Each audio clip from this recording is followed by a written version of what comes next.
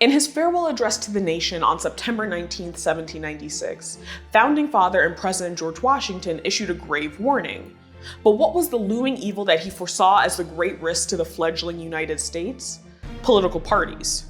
The farewell address was published in the Daily American Advertiser, a Philadelphia newspaper. He wrote, "The alternate domination of one faction over another, sharpened by the spirit of revenge natural to party dissension, which in different ages and countries has perpetrated the most horrid enormities, is itself a frightful despotism. It serves always to distract the public councils and enfeeble the public administration.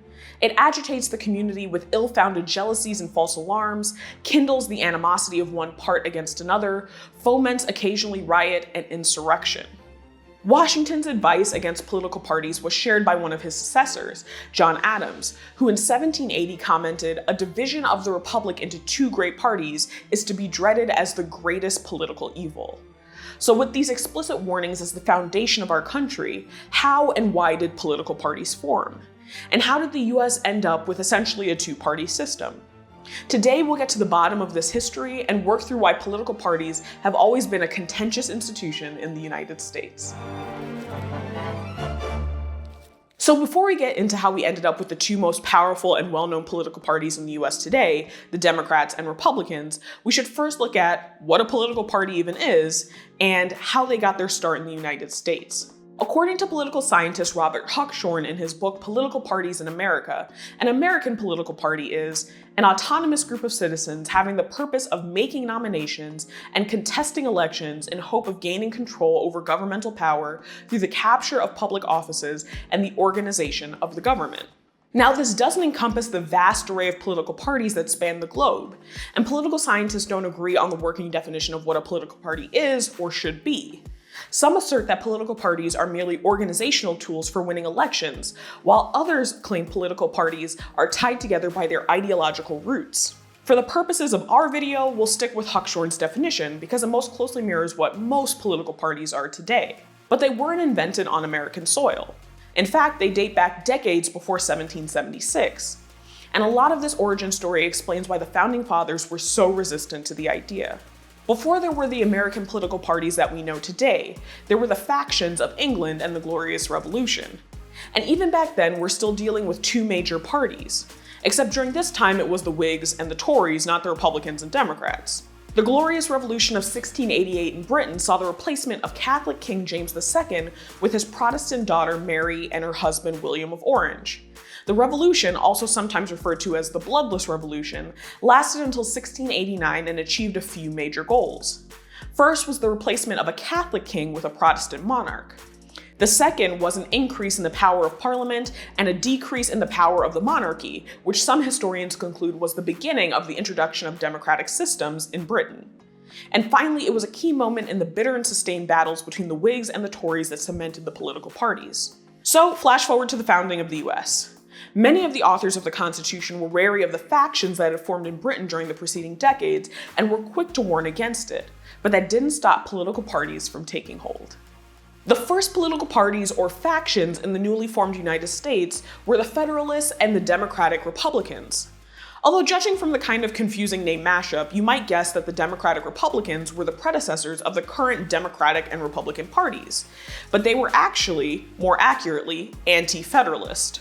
So Federalists, led in large part by men like our first Secretary of the Treasury and later star of an award-winning hip-hop musical, Alexander Hamilton, believed in a strong central federal government. Hamilton and his followers envisioned a US where trade, a centralized bank, and international relations, specifically with Britain, were key to the future of the new nation. This was also often seen as the party of the elite and well-to-do. On the other hand, the Democratic Republicans, led by men like future President Thomas Jefferson, favored an agrarian society ruled by smaller local governments instead of a central power. They also favored an alliance with France. These early parties paved the way for the bipartisan system that we all know and love to hate on to this day. So early political parties in the US were rapidly evolving and changing, and by the 19th century they were fully entrenched. But that didn't mean that people were any more keen on the idea of a two-party system, or that the term party wasn't still heavily associated with political discord and self-serving individuals. The word was a close synonym for factions and had a largely negative connotation in both the US and throughout Europe. By the 19th century, we start to see political parties operating in much the way we think of them today, helping candidates to run for office and shoring up political support from the, at that time, expanding electorate. In the Handbook of Party Politics, political scientist Susan E. Scarrow writes, "The emergence of party-organized politics was an unanticipated and even unwanted side effect of the liberalization and democratization of politics in that century. Although countries took varied routes to the modern party era, by the beginning of the 20th century, recognizably modern parties had begun to play an important role in many places, structuring electoral choices, coordinating legislative and executive action, mobilizing the electorate, and recruiting candidates." Scarrow attributes some of this to parliamentarization across different European countries, which is a mouthful of a word that essentially means the expansion of parliamentary governments. However, she does note that we can't attribute the rise of political parties in the 19th century just to that long word that I really don't want to say another time, because the process spread throughout Europe at different rates and times. Now back to the American two-party system. The Democrats were formed in the 1820s with Andrew Jackson as their figurehead, who would later become president. Jackson's Democrats of the early 19th century supported westward expansion and the subjugation of Native American people, with things like the Indian Removal Act of 1830 and the later adoption of Manifest Destiny, or the belief that the United States should expand across the entire North American continent. By the time we see the emergence of the Republicans after the collapse of the Whigs, the Democrats were already a few decades old. In the 1850s, the Democrats were largely made up of voters from the southern states that supported the continuation and expansion of slavery. In 1854, just 7 years before the onset of the American Civil War, the Republican Party was formed out of the ashes of the Whigs, not the ones from the Glorious Revolution. These were all new Whigs. The Whigs, later the Republicans, were largely made up of Northerners. And although they were divided on the issue of slavery, their traditional power base opposed expanding slavery into the new states being incorporated into the US at the time. The Republicans managed to elect a president, Abraham Lincoln, to office.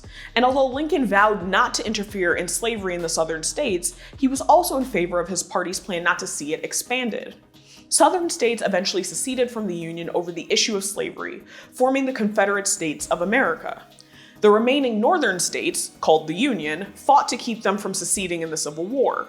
The North emerged victorious, and the Republican Party set about expanding rights and freedoms to newly emancipated Black citizens. But those same citizens were met with resistance and oftentimes violence by Southern Democrats, who sought to keep racial hierarchies in place. But in the 1870s, after the end of the period known as Reconstruction, Northern Republicans effectively gave up on the agenda of reforming the South. This time period would see the rise of anti-Black legislation, such as first Black codes and later Jim Crow, that spread throughout the region well into the mid-20th century. You can learn more about that in our video, The Racist Origins of US Law. By the 20th century, the identities of the now firmly established two major political parties began to shift again. According to Vox, this period saw a marked shift for a couple of reasons. First, they note that many Northern Republicans had become wealthy as a result of government contracts during the Civil War. As they were effectively abandoning an agenda of racial progress and enfranchisement for Black citizens, parts of the Republican Party began to form its identity around being pro-business. And while this was useful during times of prosperity, it was less helpful during times of financial adversity. Enter the Great Depression. In the 1930s, the US was going through a huge economic downturn. In the ensuing chaos, the country elected a Democratic president, Franklin D. Roosevelt, who sought to end the financial crisis through the creation and expansion of government programs between 1933 and 1939, like the Social Security Administration and public works projects. This helped to rebrand the Democratic Party as one that was in favor of a more hands-on approach to an expansive government. But the party's identities were still in flux. Over time, the Republican Party cemented its identity around issues like decreasing the role of government and supporting business, while Democrats became divided around the issue of race. Older Southern Democrats were entrenched in their belief in a pro-segregation agenda, while Northern and Western Democrats supported the civil rights agendas of the 1950s and 1960s. Soon, the Southern Democrats who opposed integration all but abandoned the Democratic Party in favor of Republican ideologies, marking a seismic shift in the identities of both parties. Additionally, an increase in the number of minority voters in the subsequent years saw another shift in the demographic makeup of the Democratic Party, with large blocks of Black voters who had historically supported Republican candidates jumping ship for a new political identity. So there you have it, folks. The road to the two-party system in the US had its start at the very beginning of our country and continues to polarize voters to this day. But if you're interested in learning more about third-party candidates in the 19th and 20th century who defied the two-party system, be sure to check out our video on the history of socialism in America. And according to some, partisanship is only getting worse and worse in the US. A 2020 Pew survey found that roughly 4 in 10 registered voters in both camps say that they do not have a single close friend who supports the other major party candidate, and fewer than a quarter say they have more than a few friends who do. Most voters instead report having a lot of friends who share their political preferences. Perhaps this increase in polarization and partisan politics is what Washington and Adams most feared way back in the 18th century when they warned us to love country over party. Perhaps in the future we'll see a decrease in the influence of major parties in US politics. But for now, it seems like these century-old institutions are here for the long haul. So, what do you think? Drop those comments, questions, and ideas about the formation of the two-party system in the US down below, and I'll see you all back here next time. Hey Originauts, this is just a reminder that you can become a member of our Patreon page. Starting at $3 a month, you can gain access to a patrons-only feed with all types of cool behind-the-scenes footage, as well as 24-hour early access to every new video.